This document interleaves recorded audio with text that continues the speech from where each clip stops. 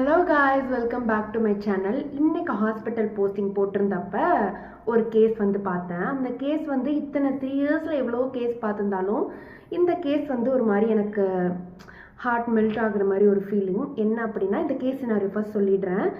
இது 70 years old மேல் patient. ரேண்டமாக வந்து காலையில் எழுந்திரிச்சு வயலுக்கு போயிட்டு இருக்கும் போது கீழே விழுந்துட்டாங்க அப்படின்னு கேஸ் ரெஜிஸ்டர் ஆகிருக்கு. அவங்க வந்து மயக்கம் போட்டு விழுந்தாங்களா இல்லை என்ன ஆக்சிடென்ட் அது என்ன அப்படின்னு தெரியல. வீட்டுக்கு வந்து இது மாதிரி கீழே விழுந்து கிடக்காங்கன்னு சொல்லும் போது தான் போய் தெரிஞ்சிருக்கு. போய் பார்க்கும்போது அவங்களுக்கு வந்து தலையிலையும் முட்டிலையும் வந்து தெரிஞ்சிருக்கு. சரி அப்படின்னு ஹாஸ்பிட்டலில் எடுத்துகிட்டு போய் சேர்க்கும் போது ஸ்கேன் பண்ணி பார்த்தப்ப தெரிஞ்சது பிரெயினில் டென்டோரியல் அப்படிங்கிற ஒரு மெயின் பார்ட்டில் வந்து ப்ளீட் ஆகுது அப்படின்னு தெரிஞ்சிருக்கு. 4 years ஆயிடுச்சு இந்த ஆக்சிடென்ட் ஆகி, அதாவது அவங்க கீழே விழுந்து 4 இயர்ஸாகவும் அவங்க பெட்டில் தான் இருக்காங்க. அவங்களுக்கு அன்னையிலேருந்து எல்லாமே மறந்துடுச்சு.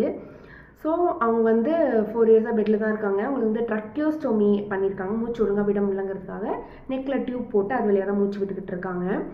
அவங்கள பார்க்கும்போது எல்டர்ஸை வந்து நம்ம எவ்வளோ பத்திரமா பார்த்துக்கணும், நம்ம வீட்டில் உள்ள பெரியவங்களை நம்ம எவ்வளோ பத்திரமா பார்த்துக்கணும். அவங்களுக்கு ஃபால் ஆஃப் ரிஸ்க் அதிகமாக இருக்குது.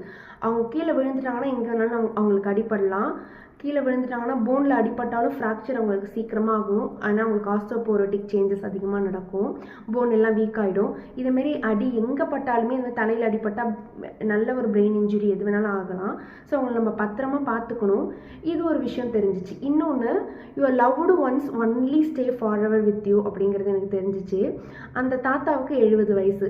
அப்போ அந்த தாத்தாவோட ஒய்ஃப் தான் பார்த்துக்கிட்டு இருந்தாங்க, அட்டெண்டராக இருந்தாங்க. 4 இயர்ஸாக அவங்க தான் பார்த்துக்கிறாங்களாம். இவங்களுக்கு 70 இயர்ஸ்னால் அந்த பாட்டி கண்டிப்பாக வந்து 60 to 65 அபோவ் தான் இருக்கும்.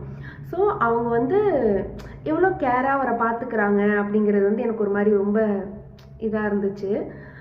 அவ்வளோதான் காய்ஸ். தேங்க்யூ, பாய்.